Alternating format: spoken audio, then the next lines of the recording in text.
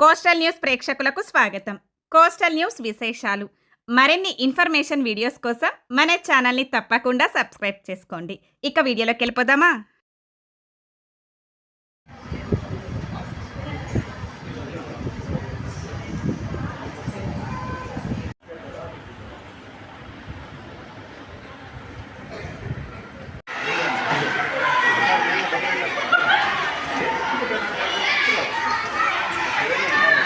విగ్రహం కూడా మా అక్క పాత్రలు పనిచేస్తూ ఉంది. నేను రాష్ట్ర స్కూల్ పోతున్నాను అక్క అంటే నేను సంతోషిస్తాను. మా స్కూల్ రాది, ఆ స్కూల్కి ఏదైనా చేయండి అని అనుకుంటుంది. కాబట్టి ఈ స్కూల్ మీద ఒక ప్రత్యేక అభిమానం నాకు ఎప్పుడూ ఉంటుంది.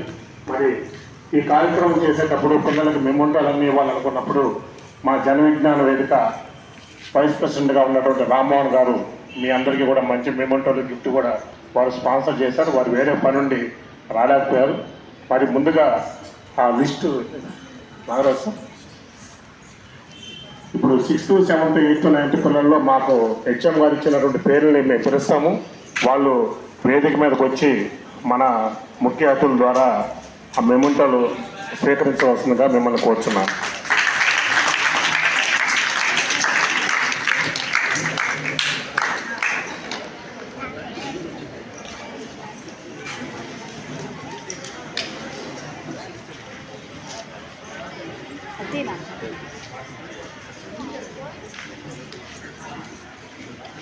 మా చదివిన విద్యార్థులందరూ కూడా పేర్లు పిలిచిన వాళ్ళందరూ కూడా స్టేజ్ మీదకి వచ్చి బహుమతులు తీసుకోవాల్సిందిగా కోరుతున్నాం.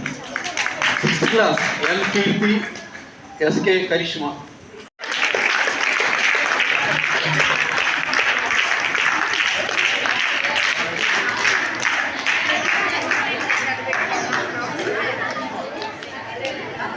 Next 7th class G Adilakshmi SK Reena.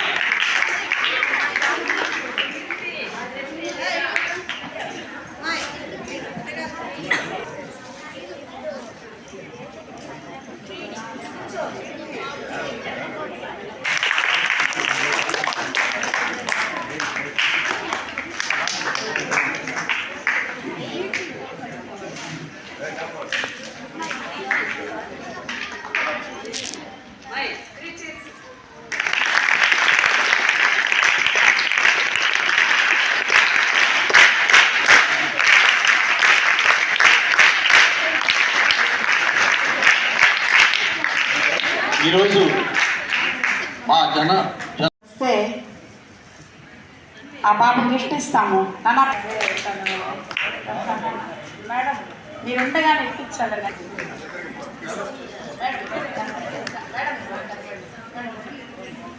Claps.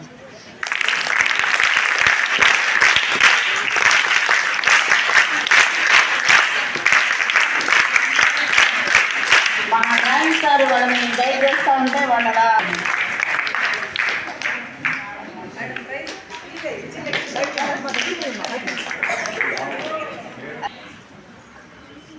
చాలా బాగుంది. ఏం చేశారు అందరి ముందు విద్యార్థి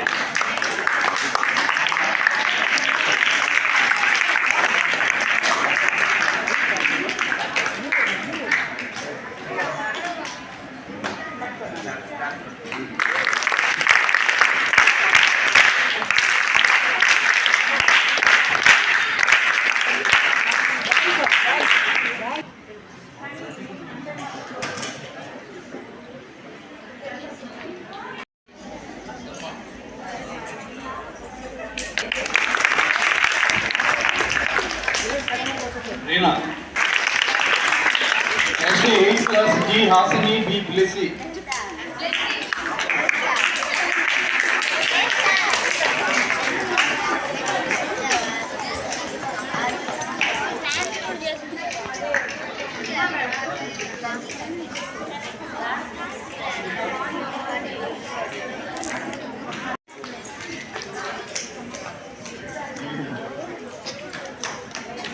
నైన్త్ క్లాస్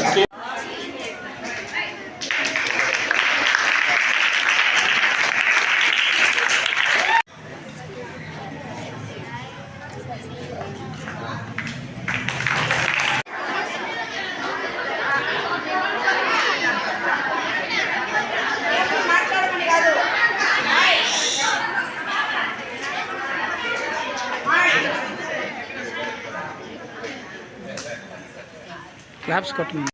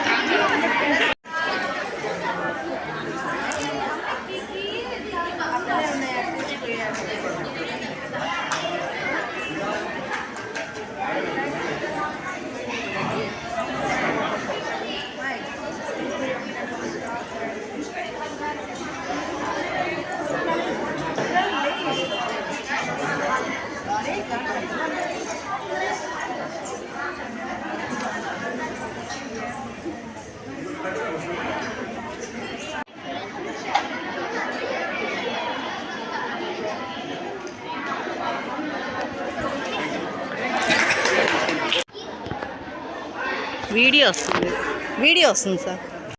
ఈరోజు జాతీయ సైన్స్ దినోత్సవం సందర్భంగా మేము హెచ్ఎం గారిని కలిసి ఈ సైన్స్ దినోత్సవం నాడు స్కూల్లో ఏర్పాటు చేస్తున్నటువంటి ఆ సైన్స్ ఫెయిర్ ఎగ్జిబిషన్స్లో ఎవరైతే విద్యార్థులు మంచి ఆ ఎగ్జిబిట్ అంతా కూడా ప్రదర్శించారో వాళ్ళని ఒక క్లాస్కి ఇద్దరు లెక్కన మంచి మెమోరీతోనూ గిఫ్ట్ ఇవ్వాలని మా జన విజ్ఞాన వేదిక భావించి,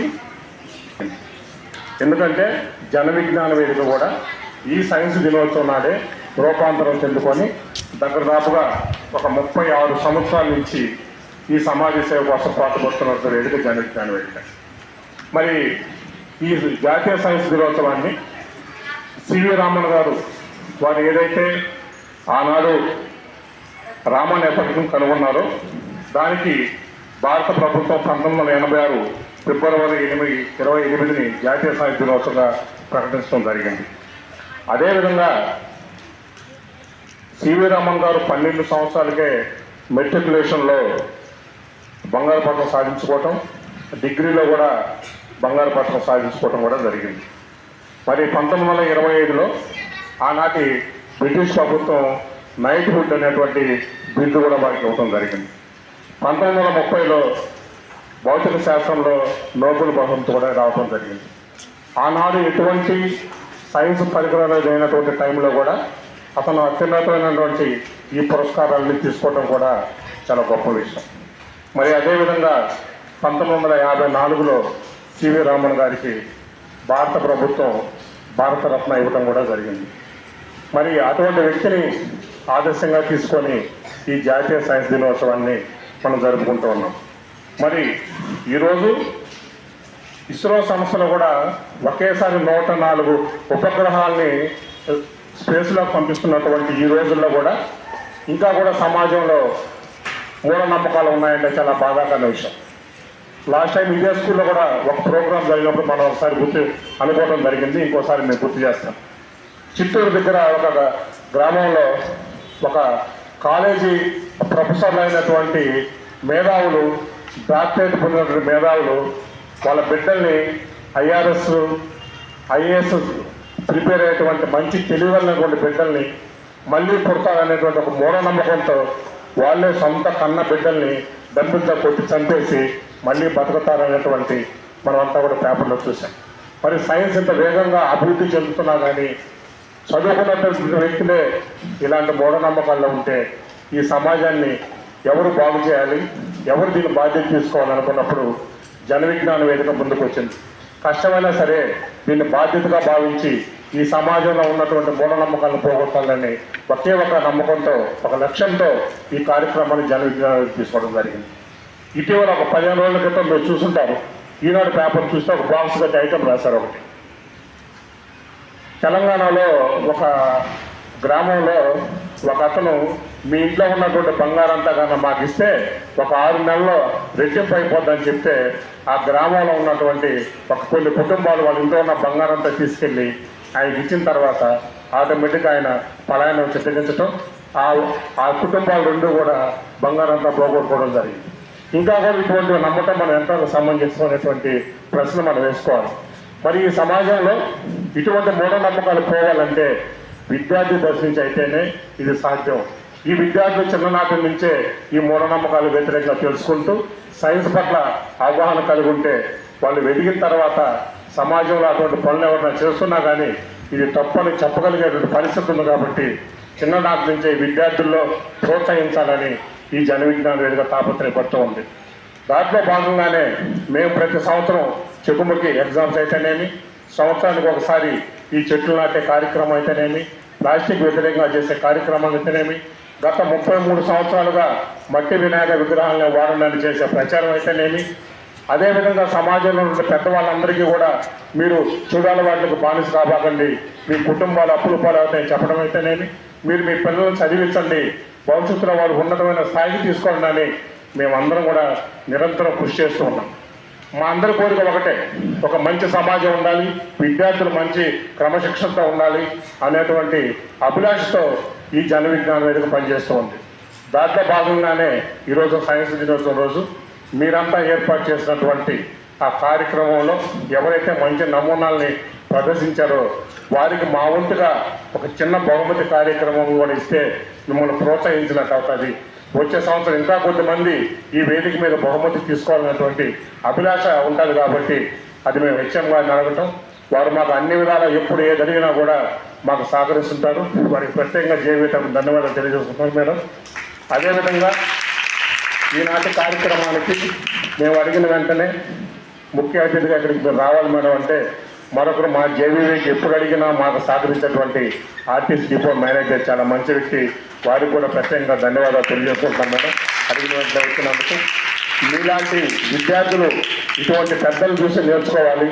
వారు ఇక్కడ ఉన్నప్పుడు రేపు మీరు కూడా చదువుకొని రాబోయే తరంలో వేదిక మీద మీరు కూర్చొని మీ యొక్క మంచి అనుభవాల్ని రాబోయే తరం విద్యార్థులకు నేర్పించాలని మీ అందరినీ కోరుకుంటూ, మీ అందరూ కూడా చక్కగా చదువుకొని భవిష్యత్తులో మంచి స్థాయికి రావాలని చెప్పి మీకు అందరికీ కూడా నా ఆశీస్సులు తెలియజేస్తూ ఇంత మంచి కార్యక్రమాన్ని ఈ స్కూల్లో ఏర్పాటు చేసుకునే అవకాశం మాకు కల్పించినటువంటి స్కూల్ యాజమాన్యానికి అందరికీ కూడా ధన్యవాదాలు తెలియజేసుకుంటున్నాను. Thank you. వేదిక పైన ఆశీనులైన పెద్దలందరికీ ప్రత్యేకంగా ఈరోజు మనందరము గౌరవించుకోవాల్సిన వ్యక్తి మన ఆర్టీసీ డిపో మేనేజర్ గారు శ్రీమతి పెంచలక్ష్మి మేడం గారికి హార్దిక స్వాగతం మేడం. మా పాఠశాల తరఫున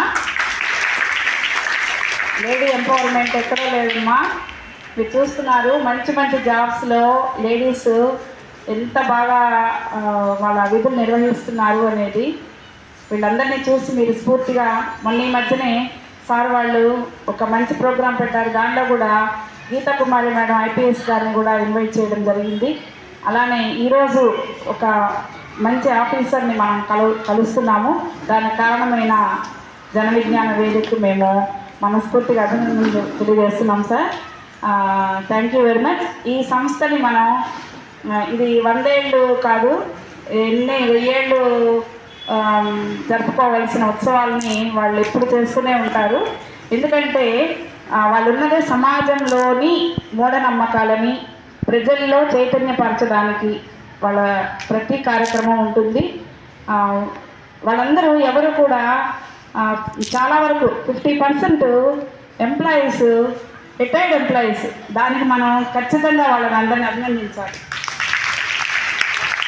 వాళ్ళ సర్వీసెస్ని ఏంటో ఇంట్లో కూర్చుంటే ఒక టీవీ చూస్తున్నాం, కాలక్షేపం చేస్తూనే అయిపోద్ది. కానీ వాళ్ళు అలా కాదు. ఎండ నిద్ర అన్నీ మానేసేసి ఒక కార్యక్రమం చేయాలంటే వాళ్ళ టీం వర్క్ ఎలా ఉంటుందంటే ఒక్కొక్కళ్ళు ఒక్కొక్క కార్యక్రమాన్ని పంచుకుని దాన్ని పంక్చువల్గా, అంటే దాన్ని అసలు సమయం మించనివ్వరు. వాళ్ళ టైం ఎలా అనుకుంటే అలా ఆ టైంకి వచ్చేసి తర్వాత ఎవరెవరిని ఎలా ఆనర్ చేయాలి, ఆ టైంకి పిలిచేస్తాము ఒకసారి అయిపోయింది అని అంటూ వదలరు. ఆ టైంకి పిలవడం, మళ్ళీ గుర్తు చేయడం, రిమైండ్ చేయడం, తర్వాత ఏ ప్రోగ్రామ్ని ఎప్పుడు ఎలా చేయాలో ప్లాన్ చేసుకోవడం, ఆ టైంని మనల్ని అడిగి వాళ్ళు దాన్ని ప్లాన్ చేసుకుంటారు. మేడం మేము వచ్చేస్తున్నాం, ఆ టైంకి మీరు అవైలబుల్గా ఉండండి అంటారు.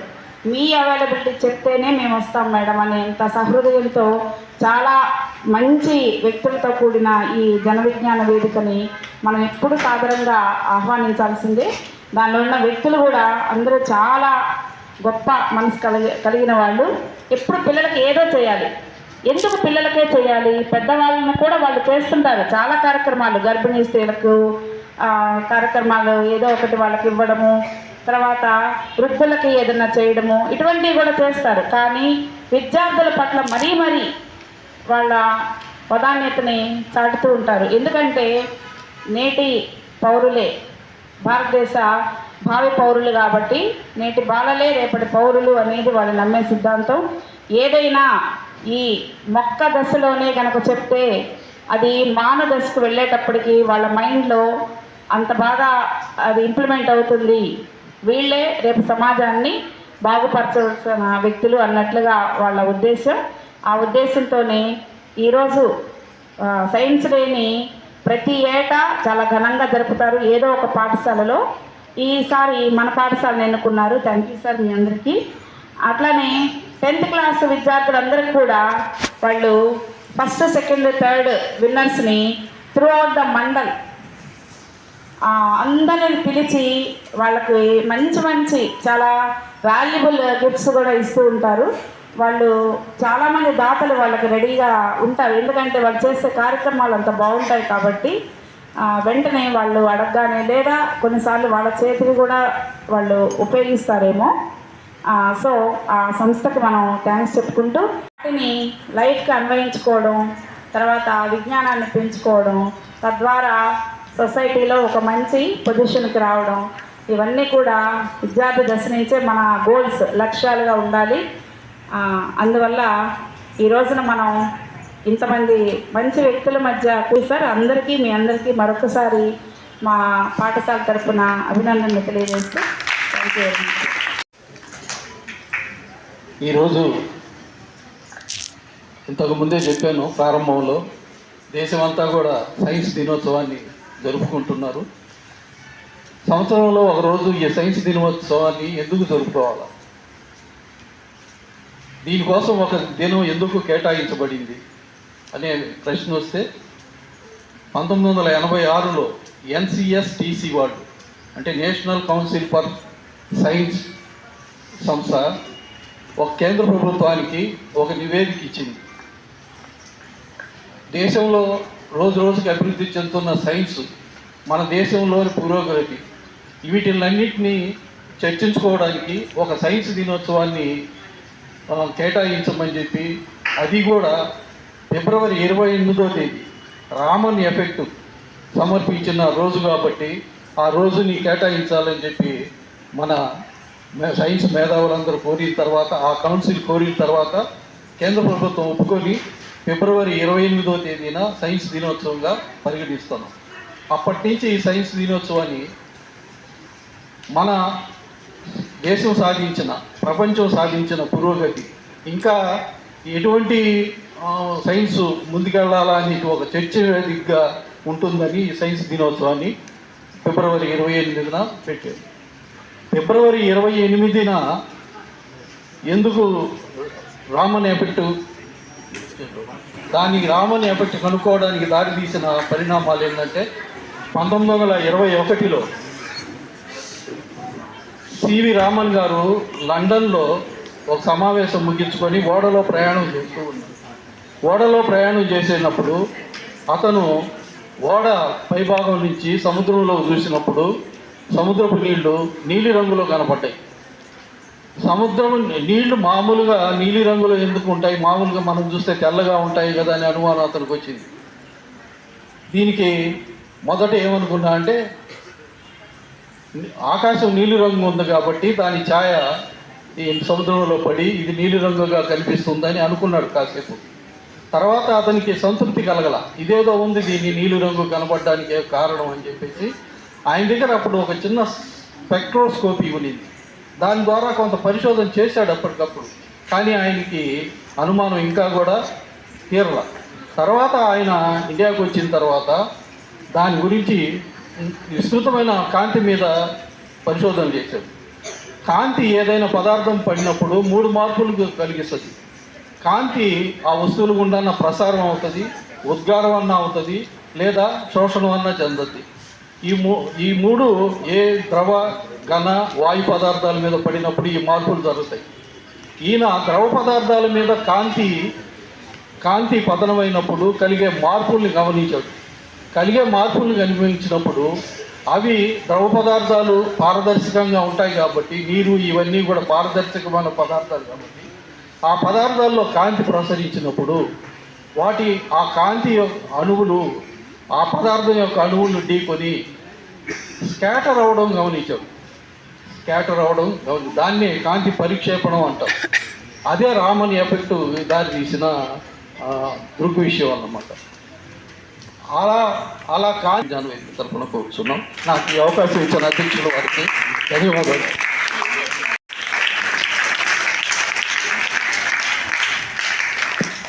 వేదికను అలంకరించినటువంటి పెద్ద డిగ్నిటీస్ అందరికీ, స్కూల్ యాజమాన్యానికి, టీచర్లకి అందరికీ నమస్కారం.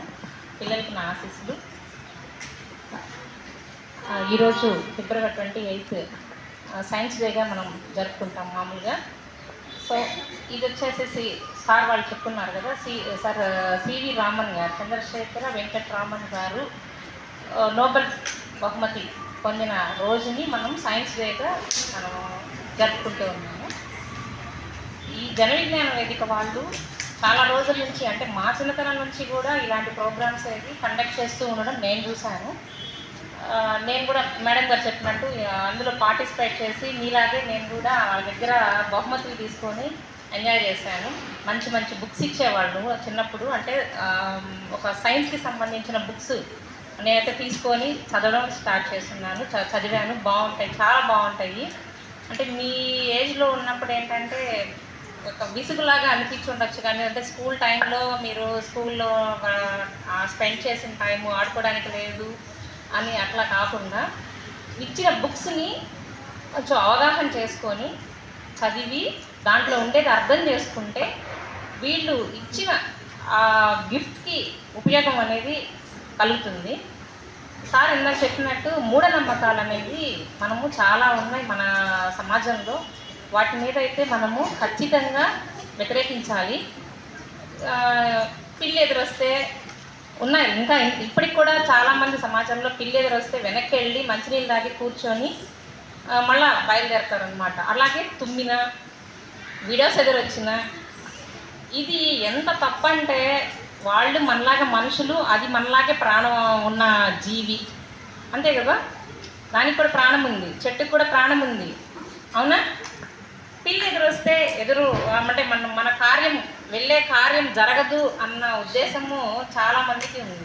అలాగే ఇలాంటివి అన్నీ, ఈ మూఢనమ్మకాలన్నీ తీసేసి చదువు మీద కాన్సన్ట్రేట్ చేసి చదివితే, చిన్నప్పుడు అంటే మనం అమ్మ నాన్న చెప్పినవి ఇలా కొన్ని ఉంటాయి, అవి ఇట్లాంటి వాటిని డెవలప్ చేసుకోకుండా చదివిన దానివల్ల వచ్చిన జ్ఞానాన్ని డెవలప్ చేసుకొని మనము ముందుకు వెళ్తామని.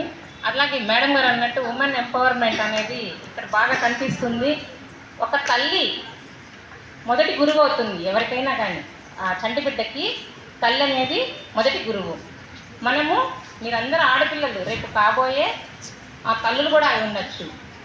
సో మీరు కూడా మీ చిన్నప్పటి నుంచే పిల్లలకి మిమ్మల్ని ఎడ్యుకేట్ చేస్తే రేపు మీ యొక్క భావితరాన్ని మీరు కూడా మంచిగా ఎడ్యుకేట్ చేయాలి. ఎలా? సైన్స్ తోటి.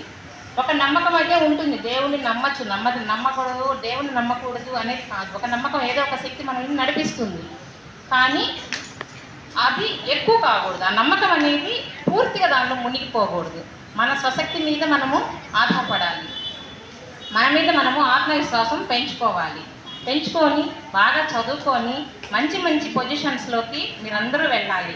అలాగే రేపు మార్చి 16th నుంచి జరగబోయే 10th క్లాస్ ఎగ్జామ్స్లో కూడా మీరందరూ స్టేట్ లెవెల్ ర్యాంక్స్ అనేది సాధించాలని మనస్ఫూర్తిగా కోరుకుంటూ మీకు మీ స్కూల్కి మీ సెక్షన్ మేడంకి చదువు చెప్పిన టీచర్స్ అందరికీ మంచి పేరు తీసుకురావాలని మనస్ఫూర్తిగా కోరుకుంటున్నాను. థ్యాంక్ యూ అన్న. విగ్రహం కూడా మా అక్క పాత్ర పనిచేస్తూ ఉంది. నేను రాసే స్కూల్ పోతున్నాను అక్క అంటే చాలా సంతోషిస్తుంది. మా స్కూల్ రాది, ఆ స్కూల్కి ఏదైనా చేయండి అని అంటుంటుంది. కాబట్టి ఈ స్కూల్ మీద ఒక ప్రత్యేక అభిమానం నాకు ఎప్పుడూ ఉంటుంది. మరి ఈ కార్యక్రమం చేసేటప్పుడు పిల్లలకి మెమోంటాలన్నీ ఇవ్వాలనుకున్నప్పుడు మా జన విజ్ఞాన వేదిక వైస్ ప్రెసిడెంట్గా ఉన్నటువంటి రామ్మోహన్ గారు మీ అందరికీ కూడా మంచి మెమోంటోలు గిఫ్ట్ కూడా వారు స్పాన్సర్ చేశారు. వారు వేరే పని నుండి రాలేకపోయారు. మరి ముందుగా ఆ లిస్టు నాగరాజు సార్, ఇప్పుడు 6th, 7th, 8th, 9th పిల్లల్లో మాకు హెచ్ఎం గారు ఇచ్చినటువంటి పేర్లని మేము పిలుస్తాము. వాళ్ళు వేదిక మీదకి వచ్చి మన ముఖ్య అతిథుల ద్వారా ఆ మెమోంటోలు స్వీకరించవలసిందిగా మిమ్మల్ని కోరుచున్నాను.